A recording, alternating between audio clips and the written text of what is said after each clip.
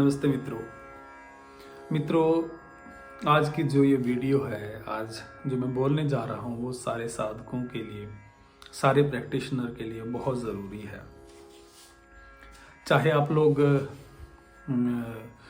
सम्मोहन की प्रैक्टिस कर रहे हैं, टेलीपैथी की प्रैक्टिस कर रहे हैं, या कोई भी प्रैक्टिस आप अपने दैनिक जीवन में कर रहे हैं, तो आज जो मैं बोलने जा रहा हूँ बहुत ज़रूरी है आप सबके लिए। देखना,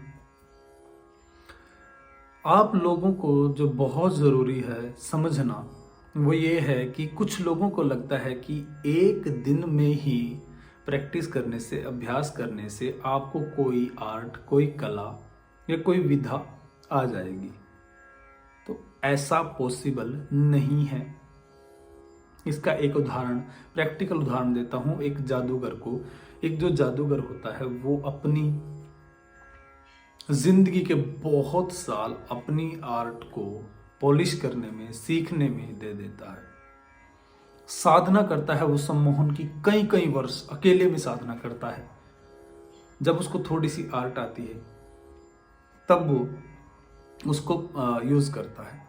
लेकिन आप में से बहुत सारे लोग ऐसे हैं, लगभग 50% लोग ऐसे हैं जिन्होंने एक प्रैक्टिस करी है और उस प्रैक्टिस को करने के बाद उनको ये लगता है कि वो मास्टर बन गए हैं, उनसे हो नहीं रहा है, या वो उस चीज़ को प्रयोग नहीं कर पा रहे हैं, या फकीरा ने या उनके किसी भी गुरु ने उनको धोखा दिया है।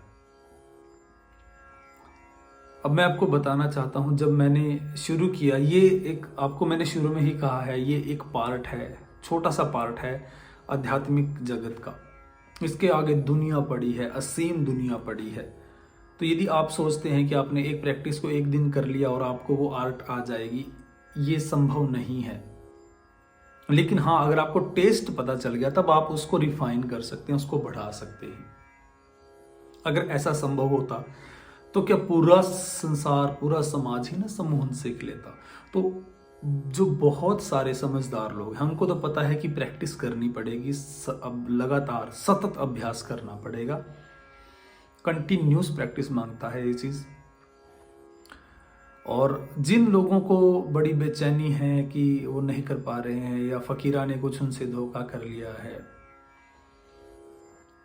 आज की तारीख में क्या कीमत है 500 रुपए की। लोग जूस पीने जाते हैं, 500 रुपए खर्च कर देते हैं, पिज्जा मंगवाते हैं कई हजार रुपए का। मैं सिर्फ इसलिए उदाहरण दे रहा हूं, ये भी इसलिए रखा गया है क्योंकि यदि आप फ्री में कुछ भी दोगे ना किसी को, तो वो फ्री की चीज भी डाइजेस्ट नहीं होती है। लोग उसको भी सोचते हैं कि ये तो यूजलेस है, देने को इसे फ्री में भी दिया जा सकता है। तो मैं बार बार एक ही चीज बोलता हूं, प्रैक्टिस करनी है जितना भी हो सके। प्रैक्टिस करोगे तो तुम पाओगे जल्दी ही 7 से 10 दिन में ही कि जो फकीरा ने कहा है वो प्रैक्टिकल एक्सपीरियंसेस के बेस पे कहा है। अब उसमें कोई भी प्रैक्टिस है, मान लीजिए मैंने एक पर्टिकुलर प्रैक्टिस में कुछ लोगों को कुछ दिन के लिए भोजन ना खाने के लिए कहा है। वो क्यों कहा है? या ब्रीदिंग की कोई एक्सरसाइज करने के लिए कहा है? क्योंकि हमारा जो दिमाग है वो एक पैटर्न पे काम करता है, एक पर्टिकुलर एक लीक पर चलता है। वो सब जो मैंने कहा है कि ये मान लो खाना नहीं खाना है, पानी के भरोसे रहना है, वो इसलिए कहा है कि दिमाग का जो पैटर्न बना हुआ है ना उसको तोड़ा जा सके। ब्रीदिंग की जो प्रैक्टिस कही है उसको इसलिए कही है ताकि वो पैटर्न जिस जिस तरीके से हम चल रहे हैं ना उसको तोड़ा जा सके। और यदि आप उसको समझ पाएंगे कि दिमाग के पैटर्न के तोड़ने से, जब वो दिमाग का एक पर्टिकुलर लीक है ना उसको टूटेगा वो लीक, तो कुछ नया आएगा वहां पे। जब स्पेस खाली होगा तो कुछ नया आना शुरू होगा। लेकिन तुम्हें ये लगता है कि एक दिन कर लिया, रिजल्ट नहीं मिल रहा है। एक दिन से कभी भी किसी को रिजल्ट मिला है क्या? क्या तुमने जब 10वीं कक्षा पास करी, जब तुमने 10th ग्रेड पास किया, वो एक दिन में कर लिया? वो पहली की, दूसरी की, तीसरी की, चौथी की, 5वीं की, तब जाके आप 10th स्टैंडर्ड तक आए, तब जाकर वो 10th स्टैंडर्ड पास हुआ। पहले दिन ही तुम्हें अलजिब्रा थोड़ी आता था, एल्गोरिथम्स थोड़ी आती थी। पहले दिन तुम्हें सिखाया गया ABC, 1 2 3 ए आ ई। तब जाकर तुमने उस एक फाउंडेशन तैयार हुई, तब जाकर 10th ग्रेड पास किया, फिर 12th किया, BSc, BTech, वट एवर जो भी वो किया। फाउंडेशन तैयार करनी जरूरी है, पैटर्न को तोड़ना जरूरी है। तो समझें, एक दिन में कुछ नहीं होगा। यदि आप एक दिन या 2 दिन या 3 दिन में 4 प्रैक्टिसेस करने के बाद में सोच रहे हैं कि आप इसको कर पाएंगे, असंभव है। कोशिश करें लगातार प्रैक्टिस करने की, लेकिन हाँ, इतनी गारंटी से बोल रहा हूँ, अगर लगातार प्रैक्टिस किया तो ये होगा और तुम्हें खुद ही इसकी जो है ना रिजल्ट्स वो खुद ही मिलना शुरू हो जाएंगे। बहुत सारे लोगों को तो इसके हज़ारों रिजल्ट मिले हैं, हज़ारों तरीके से रिजल्ट मिले हैं। तो कोशिश करें लगातार प्रैक्टिस करने की, कोशिश करें खुद को इस चीज़ पे एक अभ्यास पे लाने की, अपने दिमाग को ब्रेक करने की, जो पैटर्न लाइफ का चल रहा है उसको ब्रेक करने की। और यदि इसको लगातार किया तो आप समझ पाएंगे कि चीज़ें आसान हैं, हो सकती हैं।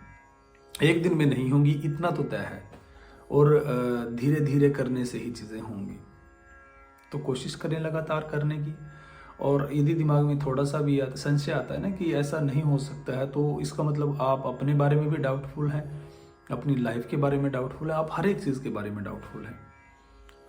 तो डर, भय, पश्चाताप, सब चीज़ों को पीछे छोड़कर हर रोज़ प्रैक्टिस करें। चीज़ें होंगी, धीरे धीरे होंगी, एक दिन का अभ्यास से नहीं होंगी। मैं बार बार बोल रहा हूँ कि लोग अपनी ज़िंदगी तपा देते हैं इस चीज़ के अंदर, तब जाकर कुछ चीज़ें मिलती हैं। और जब एक डायमेंशन जिस दिन मिलेगी, तो उस दिन तुम फ़कीरा के लिए रोओगे कि हाँ, फ़कीरा ने क्या कहा है।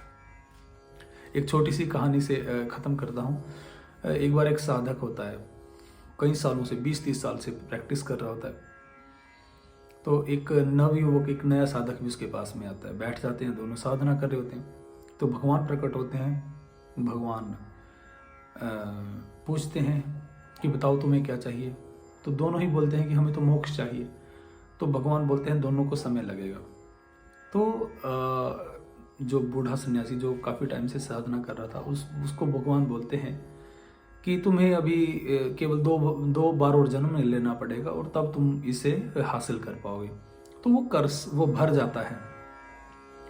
वो अपने जो है ना एक जिसको बोलते हैं कि भगवान के प्रति जिसको बोल सकते हैं कृतज्ञता ना होना, कृतज्ञ होके उसके खिलाफ कर्ज करने लग जाता है कि अभी तो 2 जन्म और लगेंगे, मैं 20 साल से तपस्या कर रहा हूँ। तो वो बड़ा दुखी होता है। तो इसी तरह से दूसरा साधक होता है, नया साधक, वो अभी 10 दिन से साधना करने लगा है। उसको भगवान बोलते हैं कि तुम्हें इतने जन्म और लगेंगे जितने इस वृक्ष पर ये पत्ते लगे हुए हैं। तो वो खुशी से नाचने लग जाता है जो नया साधक होता है। तो भगवान बोलते हैं कि अरे तू मूर्ख, तू नाच क्यों रहा है, तू तो अभी इतने जन्म पड़े हैं जितने इस वृक्ष पर पत्ते लगे हुए। तो वो बोला कि ये तो समझो हो ही गया। भगवान आप ये भी तो बोल सकते थे कि जितने इस धरती पर वृक्ष हैं उन पर जितने पत्ते लगे हुए हैं उतना समय लगेगा। तो कहानी कहती है कि वो नाचते नाचते ही मोक्ष को उपलब्ध हो गया। तो कृतज्ञता से भरो, समय की चिंता मत करो, सिर्फ लगे रहो। यही संदेश है। नमस्ते।